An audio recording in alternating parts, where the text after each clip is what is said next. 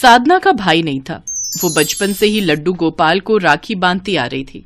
हर बार की तरह इस बार भी साधना रक्षाबंधन पर अपने भाई लड्डू गोपाल को बांधने के लिए राखी खरीद कर लाना चाहती थी। इसके लिए उसे पैसों की जरूरत थी। मालकिन, मुझे थोड़े पैसे उधार दे देते, कल रक्षाबंधन का त्योहार है, मुझे थोड़ा सामान खरीदना था। देख साधना, तेरी माँ के कहने पर मैंने तुझे अपने घर झाड़ू पोछे के काम के लिए रखा है, ठीक है? अब रोजाना तू थोड़े थोड़े पैसे मांगती रहेगी तो ये बात मुझे बिल्कुल पसंद नहीं है। और वैसे भी तेरा तो कोई भाई नहीं है, जहाँ तक मैं जानती हूँ, तो तेरा कौन सा खर्चा होने वाला है कल? कहीं रक्षाबंधन के बहाने अपने खाने पीने के लिए तो पैसे नहीं मांग रही है ना? नहीं मालकिन, मेरे भाई हैं लड्डू गोपाल, मैं बचपन से उन्हें ही राखी बांधती आई हूँ। हैं, तू तो बड़ी चालाक है। भगवान की राखी लेने के बहाने तू मेरे से पैसे ले लेगी, फिर उसके बाद जब महीना होगा और जब मैं काटने लगूंगी तो कोई और बहाना लेकर आ जाएगी। नहीं नहीं, मैं तुझे कोई उधार नहीं दूंगी, महीना जब पूरा होगा तभी दूंगी। अभी जा, मुझे कल रक्षाबंधन की तैयारी के लिए बहुत से काम करने हैं। साधना को लगा कि अब वो भी काम करने लगी है तो वो अपने पैसों से भगवान के लिए राखी और कुछ मिठाई खरीद लेगी। पर यहाँ तो वो निराश ही हो गई, क्योंकि उसकी मालकिन ने उसे पैसे देने से मना कर दिया। साधना को पता था कि उसके माँ बापू को पिछले कुछ दिनों से मजदूरी का काम नहीं मिला है, इसलिए उनके पास भी पैसे नहीं होंगे। इसी सोच में वो घर की ओर जा रही थी। उधर देवलोक पर भगवान कृष्ण ये सारा दृश्य देख रहे थे। इसके पश्चात भगवान कृष्ण ने एक बूढ़ी औरत का रूप ले लिया और अपने झोले में कुछ राखियां भर ली और वे धरती लोक पर आ गए। राखी ले लो राखी, सुंदर सुंदर राखी, ये भारी थैला उठा उठा कर तो मैं थक गई हूँ। कोई मेरा थैला वहाँ सड़क के उस पार प्याऊ तक ले जाए तो मैं थोड़ा ठंडा पानी पी लूंगी। बहुत प्यास लगी है। कोई है जो मुझे सड़क के उस पार तक ले जाएगा? इन बूढ़ी आंखों से दिखाई भी नहीं देता, आंखों की तो रोशनी ही चली गई है। अम्मा जी, लाओ ये थैला मुझे दो, मैं आपको सड़क पार करवा देती हूँ। आप मेरा हाथ पकड़ लो। जीती रहो बेटी, खुश रहो। साधना बूढ़ी औरत को सड़क पार करवा देती है। अम्मा जी, आप बैठो और ये लो, आप पानी पी लो।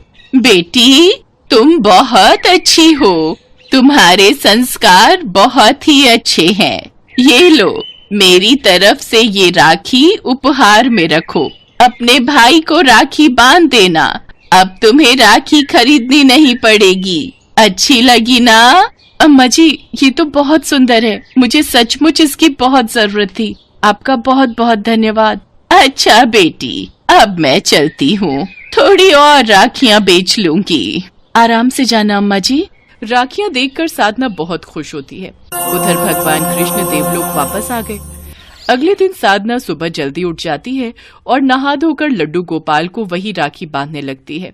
तभी उसके द्वार पर एक बहुत ही सुंदर प्यारा छोटा सा बालक आवाज लगाता है। दीदी, आज रक्षाबंधन है, मेरी कोई बहन नहीं है, क्या तुम मुझे राखी बांधोगी? मेरे पास तो एक ही राखी है। लड्डू गोपाल जी, आप ही कहते हो ना, सभी मनुष्यों में आपका वास होता है और छोटे बच्चे तो आपका ही रूप होते हैं। मैं इस बच्चे को राखी बांधूंगी तो मुझे लगेगा ये राखी आप तक पहुंच गई। लड्डू गोपाल जी, मुझे माफ कर देना, मैं आपका नाम लेकर ये राखी उस छोटे बच्चे को बांध रही हूँ। इसमें भी भगवान कृष्ण की ही लीला छुपी थी। उन्होंने जानबूझकर साधना को एक ही राखी दी थी ताकि वो उसकी परीक्षा ले सके कि साधना लड्डू गोपाल को राखी बांधेगी या फिर द्वार पर आए बालक को। साधना परीक्षा में सफल होती है। वो जैसे ही उस बच्चे को राखी बांधती है, वो बच्चा भगवान कृष्ण के रूप में आ जाता है। मुझे अपनी आंखों पर यकीन नहीं हो रहा, आप स्वयं रक्षाबंधन के दिन मुझसे राखी बंधवाने आए भगवान। तो और क्या, जब एक बहन इतने सालों से मुझे राखी बांध रही है तो मुझे भी तो भाई का फर्ज निभाने आना ही था ना। अब राखी के बदले मुझे तुम्हें उपहार भी तो देने हैं बहन।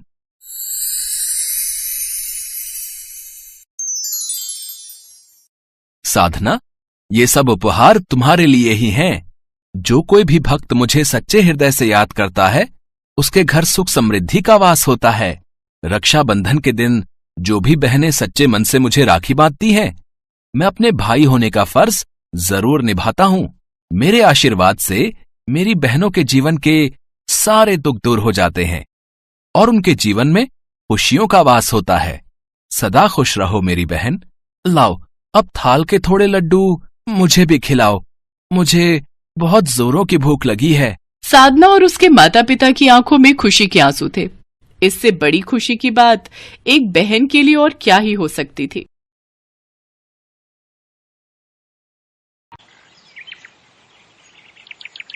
शिवपुरी गांव में शारदा नाम की एक गरीब बुजुर्ग महिला अपने बेटे रोशन, बहू गंगा और पोते गुड्डू के साथ रहती थी। शारदा देवी प्रतिदिन सुबह तड़के उठकर स्नान करती और फिर भगवान शिव की पूजा करने घर के मंदिर में बैठ जाती।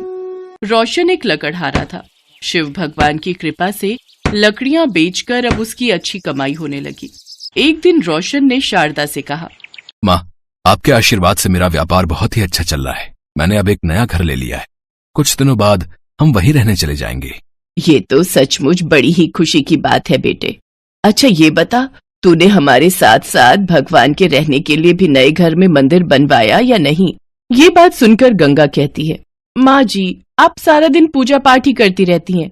वहाँ भी आप सारा दिन यही करती रहोगी। सुबह सुबह उठकर हमारी नींद खराब करोगी।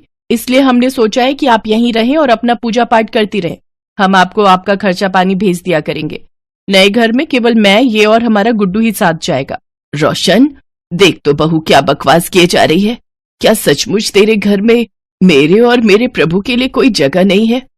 आज इन्हीं की कृपा से तुझे ये सब मिल पाया है और अब तू इन्हें ही भूल गया। माँ, ये सब मेरी मेहनत का नतीजा है। और गंगा कह तो रही है कि हम आपको आपका खर्चा भेज दिया करेंगे। आप इतने बड़े घर में जाकर क्या करोगी? अपने बेटे बहू की बातें सुनकर शारदा देवी रोने लगी, लेकिन उसके बेटे बहू उसको वहीं छोड़कर चले जाते हैं। शारदा देवी भगवान शिव से प्रार्थना करने लगी, हे भगवान, मेरा बेटा नासमझ है, उसको कोई भी दंड नहीं देना। एक दिन उसको अपनी गलती का एहसास जरूर होगा। वो आपकी शरण में आ जाएगा। उसको माफ कर दीजिए। अगले दिन से ही शारदा सुबह नहाकर भगवान शिव के लिए भोग बनाती और फिर उनकी पूजा पाठ में मगन हो जाती। इसके बाद शिव जी का भजन पूजन करके उनको भोग लगाकर प्रसाद ग्रहण करती। कभी कभी वो अपने लिए खाना बनाती तो कभी केवल प्रसाद खाकर ही संतोष कर लेती। ऐसे ही कई रोज गुजर गए। फिर एक दिन शारदा देवी अपने घर के बाहर बैठी थी कि तभी उसके पड़ोस की एक औरत उसके पास आई और शारदा उससे कहने लगी, सुनो बेटी, मेरा कुछ सामान खत्म हो गया है, क्या तुम बाजार से जाकर ले आओगी? वो औरत बाजार से सारा सामान लाकर शारदा देवी को दे देती है। शारदा उसके लिए चाय बनाकर लाती है और फिर उस औरत को धन्यवाद कहती है। चाय पीते हुए वो महिला शारदा देवी से कहती है, माँ जी, आज आपके बेटे ने अपने नए घर की खुशी में सभी गांव वालों को भोजन पर आमंत्रित किया है। क्या उन्होंने आपको नहीं बुलाया? जो मेरे शिव जी का ना हो सका, भला वो मेरा क्या होगा? अब मुझे उससे कोई मतलब नहीं है। शारदा देवी की बात सुनकर महिला वहां से चली जाती है। ऐसे ही समय बीतता गया। अब शारदा देवी और भी बूढ़ी और कमजोर होती गई। अब उसमें खाना और प्रसाद तक बनाने की हिम्मत नहीं बची थी।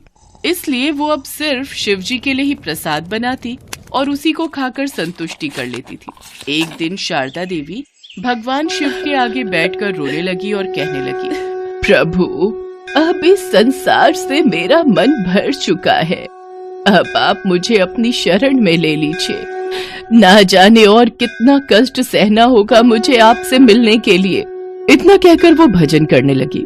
अगले दिन सुबह शारदा ने स्नान किया और फिर प्रसाद बनाने के लिए रसोई में गई तो उसने देखा कि आटा खत्म हो चुका है। उसे ध्यान आया कि कुछ गेहूं पड़े हुए हैं। वो गेहूं लेकर चक्की में पीसने बैठ गई, लेकिन कमजोरी के कारण उनसे चक्की चल ही नहीं रही थी। ये देख शारदा देवी की आंखों से आंसू बहने लगे।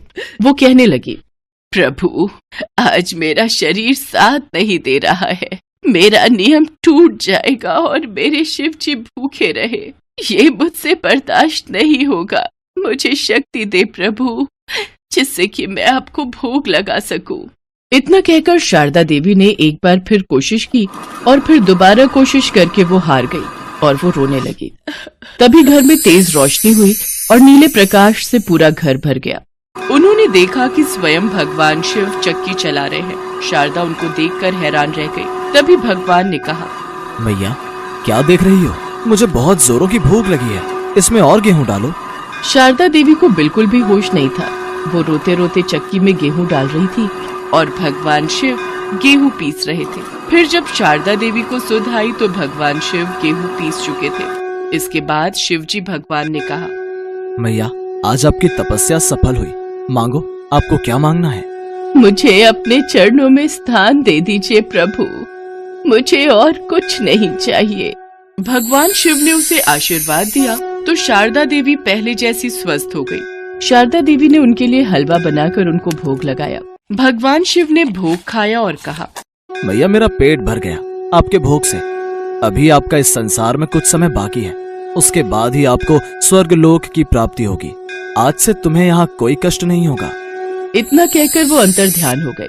तभी उसका छोटा सा घर बड़े से महल में बदल गया और घर में धन धान्य के भंडार भर गए और भगवान की कृपा से उसके घर में नौकर चाकर काम करने लगे। शिव के बारे में सुनकर रोशन और गंगा रोते हुए आए और शारदा देवी के चरणों में गिर पड़े। शारदा देवी ने भी उन्हें माफ कर दिया। अब वे सभी साथ साथ रहकर भगवान शिव का गुणगान करने लगे।